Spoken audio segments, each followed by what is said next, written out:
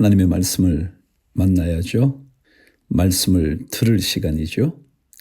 여러 가지 생각들을 이제 주님 앞에 좀 정돈해 보시죠. 하나님 아버지, 설 명절도 하루하루 지나갑니다. 주님께서 새롭게 하시는 분이신 것을 새해를 맞을 때마다 기억합니다. 창조주 아버지 하나님, 우리의 삶을 다시 한번 새롭게 빚어주셔서 말씀으로 나를 새롭게 하셔서 주의 말씀 때문에 내 길이 생명의 길 힘차게 걷게 하여 주옵소서. 명절 마지막 날까지 잘 보내도록 주께서 은혜를 주시기를 우리 주 예수 그리스도 이름으로 기도드립니다. 아멘. 오늘 1월 30일 시편 29편 다윗의 시. 너희 권능 있는 자들아, 영광과 능력을 여호와께 돌리고 돌릴지어다. 여호와께 그의 이름에 합당한 영광을 돌리며 거룩한 옷을 입고 여호와께 예배할지어다. 여호와의 소리가 물 위에 있도다. 영광의 하나님이 우레소리를 내시니 여호와는 많은 물 위에 계시도다. 여호와의 소리가 힘있으며 여호와의 소리가 위엄자도다. 여호와의 소리가 백향목을 꺾으시며 여호와께서 레바논 백향목을 꺾어 부수시도다. 그 나무를 송아지같이 뛰게 하시며 레바논과 시련으로 들 송아지같이 뛰게 하시도다. 여호와의 소리가 화염을 가르시도다. 여호와의 소리가 광야를 진동하시며 여호와께서 가데스 광야를 진동시키시도다. 여호와의 소리가 암사슴을 낙태하게 하시고 삼림을 맑게 벗기시니 그의 성전에서 그의 모든 것들이 말하기를 영광이라 하도다. 여호와께서 홍수 때에 좌정하셨으며 여호와께서 영원하도록 왕으로 좌정하시도다. 여호와께서 자기 백성에게 힘을 주시며 여호와께서 자기 백성에게 평강의 복을 주시리로다. 하나님의 백성으로 살면요, 능력을 받아요. 늘 제가 말씀을 읽을 때마다 알려드리잖아요. 말씀에는 능력이 있다고. 그것만이 아니라 말씀을 읽으면 마음이 평강을 누릴 수가 있어요. 여호와의 능력의 그 말씀 말이죠. 자, 오늘부터 레위기 시작합니다. 다시 제가 개역 개정으로 읽어드린다고 말씀드렸죠. 레위기 한번 시작해 볼까요? 레위기는요, 신앙의 삶 속에서 꼭 필요한 게 뭔가, 아니 절대로 포기할 수 없는 것이 무엇인가에 대하여 알려줘요. 제가 한번 반복해 볼게요. 가장 중요한 게 뭐냐면 제사였어요. 그게 뭐냐면 예배라는 거죠. 신앙인들은 예배의 자리를 반드시 지켜야 해요. 이거 지키지 않으면서 나 신앙생활한다? 가짜일 가능성이 훨씬 많아요. 왜냐하면 예배는 하나님의 백성에게 절대로 사라져서는 안 되는 거거든요. 두 번째가 뭐냐면 이 예배를 위하여 꼭 필요한 게 있는데 그것은 바로 거룩함이에요. 그것을 레위기는 성결이라 그러거든요. 거룩함. 이 거룩함을 우리는 계속 꿈을 꿔야 돼요. 그 거룩함을 생각지 않으면 우리는 예배를 온전하게 드릴 수가 없어요. 바로 이 두 가지 중요한 주제 우리에게 알려주는 레위기 한번 읽어가 보도록 하시죠. 오늘 1장부터 4장까지 쭉 읽어갈게요. 때때로 어려운 것들 조금씩 설명할 거고요. 여호와께서 회막에서 모세를 부르시고 그에게 말씀하여 이르시되 이스라엘 자손에게 말하여 이르라. 너희 중에 누구든지 여호와께 예물을 드리려거든 가축 중에서 소나 양으로 예물을 드릴지니라. 그 예물이 소의 번제이면 흠없는 수컷으로 회막문에서 여호와 앞에 기쁘게 받으시도록 드릴지니라. 번제는요, 태울 번자거든요. 완전히 태워드리는 거죠. 그는 번제물의 머리에 안수할지니 그를 위하여 기쁘게 받으심이 되어 그를 위하여 속죄가 될 것이라. 번제는 속죄, 죄를 속하는 제사예요. 그는 여호와 앞에서 그 수송아지를 잡을 것이요 아론의 자손 제사장들은 그 피를 가져다가 회막문 앞 제단 사방에 뿌릴 것이며 그는 또 그 번제물의 가죽을 벗기고 각을 뜰 것이요 제사장 아론의 자손들은 제단 위에 불을 붙이고 불 위에 나무를 버려놓고 아론의 자손 제사장들은 그 뜬 각과 머리와 기름을 제단 위에 불 위에 있는 나무에 버려 놓을 것이며 그 내장과 정강이를 물로 씻을 것이요 제사장은 그 전부를 제단 위에서 불살라 번제를 드릴지니 이는 화제라. 여호와께 향기로운 냄새니라. 화제는 뭐예요? 불화자를 쓰니까 태워서 드리는 제사, 그게 번제예요. 만일 곡식도 태운다면 뭐라 그럴까요? 화제라 그러죠? 그럴 수 있단 말이죠. 자, 10절. 만일 그 예물이 가축대의 양이나 염소의 번제이면 흠없는 수컷으로 드릴지니 그가 제단 북쪽 여호와 앞에서 그것을 잡을 것이요 아론의 자손 제사장들은 그것의 피를 제단 사방에 뿌릴 것이며 그는 그것의 각을 뜨고 그것의 머리와 그것의 기름을 베어낼 것이요 제사장은 그것을 다 제단 위에 불 위에 있는 나무 위에 버려놓을 것이며 그 내장과 그 정강이를 물로 씻을 것이요 제사장은 그 전부를 가져다가 제단 위에서 불살라 번제를 드릴지니 이는 화제라. 여호와께 향기로운 냄새니라. 소 혹은 가축대의 양, 염소 혹은 이번에는 새의 번제, 여러 번제 태워드리는 제사 제물들이 있어요. 14절. 만일 여호와께 드리는 예물이 새의 번제이면 산비둘기나 집비둘기 새끼로 예물을 드릴 것이요 제사장은 그것을 제단으로 가져다가 그것의 머리를 비틀어 끊고 제단 위에서 불사르고 피는 제단 곁에 흘릴 것이며 그것의 모이 주머니와 그 더러운 것은 제거하여 제단 동쪽 재 버리는 곳에 던지고 또 그 날개 자리에 그 몸을 찢되 아주 찢지 말고 제사장이 그것을 제단 위에 불 위에 있는 나무 위에서 불살라 번제를 드릴지니 이는 화제라. 여호와께 향기로운 냄새니라. 2장. 자, 소제의 예물, 소제라는 것은 힐소자거든요. 희다고요. 제가 언제든가 말씀드렸죠. 소복을 입었다, 그 하얀 저고리 입은 여인, 그럴 때 소복을 입은 여인이라 그러잖아요. 자, 1절. 그래서 이 하얀 것은 곡식을 빻았을 때 하얘지죠. 그래서 힐소자를 씁니다. 그래서 쉽게는 곡식을 드리는 제물 제사입니다. 누구든지 소제의 예물을 여호와께 드리려거든 고운 가루로 예물을 삼아 그 위에 기름을 붓고 또 그 위에 유향을 놓아 아론의 자손 제사장들에게로 가져갈 것이요 제사장은 그 고운 가루 한 움큼과 기름과 그 모든 유향을 가져다가 기념물로 제단 위에서 불사를지니 이는 화제라. 여호와께 향기로운 냄새니라. 말씀드렸죠. 동물도 태우면 화제고요 곡식도 태우면 화제이에요. 그 소제물에 남은 것은 아론과 그의 자손에게 돌릴지니 이는 여호와의 화제물 중에 지극히 거룩한 것이니라. 내가 화덕에 구운 것으로 소제의 예물을 드리려거든 고운 가루에 기름을 섞어 만든 무교병이나 기름을 바른 무교전병을 드릴 것이요. 무교라는 것은 누룩이 없는, 교자가 누룩 교자거든요.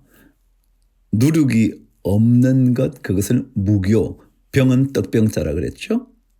전병은 뭐예요? 전병은 아시죠? 이렇게 곡식크에서 넓게 펴서 납작하게 만든 말이죠. 그게 전병이죠. 무교전병. 다시 한번 4절 읽을게요. 내가 화덕에 구운 것으로 소제의 예물을 드리려거든 고운 가루에 기름을 섞어 만든 무교병이나 기름을 바른 무교전병을 드릴 것이요 철판에 붙인 것으로 소제의 예물을 드리려거든 고운 가루에 누룩을 넣지 말고 기름을 섞어 조각으로 나누고 그 위에 기름을 부을지니 이는 소제니라. 내가 냄비의 것으로 소제를 드리거든 고운 가루와 기름을 섞어 만들지니라. 너는 이것들로 만든 소재물을 여호와께로 가져다가 제사장에게 줄 것이요 제사장은 그것을 제단으로 가져가서 그 소재물 중에서 기념할 것을 가져다가 제단 위에서 불사를 지니 이는 화제라 여호와께 향기로운 냄새니라. 소재물의 남은 것은 아론과 그의 아들들에게 돌릴지니 이는 여호와의 화제물 중에 지극히 거룩한 것이니라. 너희가 여호와께 드리는 모든 소재물에는 누룩을 넣지 말지니 너희가 누룩이나 꿀을 여호와께 화제로 드려 사르지 못할지니라. 누룩과 꿀을 넣지 말라요. 일반적으로 제사에서는 누룩과 꿀은 그것을 발효시키거나 그것을 부패하게 만드는 것이라고 이해를 해요. 그래서 누룩과 꿀을 넣지 말라. 특별히 나중에 이 누룩은 죄와 연결된 상징어예요. 자, 12절. 처음 익은 것으로는 그것을 여호와께 드릴지나 향기로운 냄새를 위하여는 제단에 올리지 말지며 내 모든 소재물에 소금을 치라. 내 하나님의 언약의 소금을 내 소재에 빼지 못할지니 내 모든 예물에 소금을 드릴지니라. 누룩과 꿀 대신에 넣어야 할 게 있었어요. 그게 소금이었어요. 그렇다면 소금은 조금 전에 말씀드린 누룩과 꿀과는 반대된 의미를 가지겠죠. 예를 들자면 부패하는 것을 막는다든가 그러니까 불변한다든가 혹은 그래서 그것이 충실하게 바뀌지 않는 변화되지 않는 변질되지 않는 충성스러움을 의미하는 게 소금이에요. 14절. 너는 첫 이삭의 소재를 여호와께 드리거든 첫 이삭을 볶아 찌은 것으로 내 소재를 삼되 그 위에 기름을 붓고 그 위에 유향을 더할지니 이는 소재니라. 제사장은 찌은 곡식과 기름을 모든 유향과 함께 기념물로 불사를 지니 이는 여호와께 드리는 화제니라. 자, 이제 화목제의 예물 얘기합니다. 화목제는요, 하나님과 제사 드리는 사이에 화목을 위해서 드려지는 제사이죠. 그래서 이 하나님과 제사를 드리는 자가 나중에 함께 식사를 해요. 그래서 이 화목제물은 하나님께 드리면서 동시에 하나님 앞에서 그들이 기쁨과 감사의 제사 그리고 서원을 할 때 이 화목제를 드립니다. 설명이 너무 길어졌나요? 말씀 한번 들어보시죠. 사람이 만일 화목제의 제물을 예물로 드리되 소로 드리려면 수컷이나 암컷이나 흠 없는 것으로 여호와 앞에 드릴지니 그 예물의 머리에 안수하고 회막문에서 잡을 것이요 아론의 자손 제사장들은 그 피를 제단 사방에 뿌릴 것이며 그는 또 그 화목제의 제물 중에서 여호와께 화제를 드릴지니 곧 내장에 덮인 기름과 내장에 붙은 모든 기름과 두 콩팥과 그 위의 기름 곧 허리 쪽에 있는 것과 간에 덮인 꺼풀을 콩팥과 함께 떼어낼 것이요 아론의 자손은 그것을 제단 위의 불 위에 있는 나무 위의 번제물 위에서 살을지니 이는 화제라 여호와께 향기로운 냄새니라. 만일 여호와께 예물로 드리는 화목제의 제물이 양이면 수컷이나 암컷이나 흠없는 것으로 드릴지며 만일 그의 예물로 드리는 것이 어린 양이면 그것을 여호와 앞으로 끌어다가 그 예물의 머리에 안수하고 회막 앞에서 잡을 것이요 아론의 자손은 그 피를 제단 사방에 뿌릴 것이며 그는 그 화목제의 제물 중에서 여호와께 화제를 드릴지니 그 기름 곧 미골에서 밴 기름진 꼬리와 내장에 덮인 기름과 내장에 붙은 모든 기름과 두 콩팥과 그 위의 기름 곧 허리 쪽에 있는 것과 간에 덮인 꺼풀을 콩팥과 함께 떼어낼 것이요 제사장은 그것을 제단 위에서 불사를 지니 이는 화제로 여호와께 드리는 음식이니라. 미골은 엉치뼈를 미골이라 그래요. 꼬리 쪽에 뼈 말이죠. 엉치뼈. 자, 미골. 좋습니다. 12절.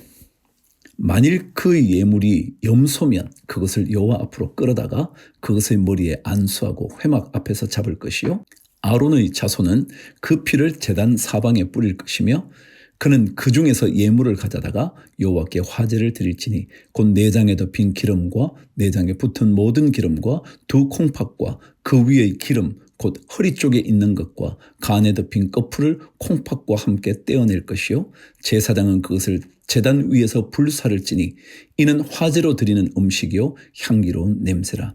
모든 기름은 여호와의 것이니라. 너희는 기름과 피를 먹지 말라.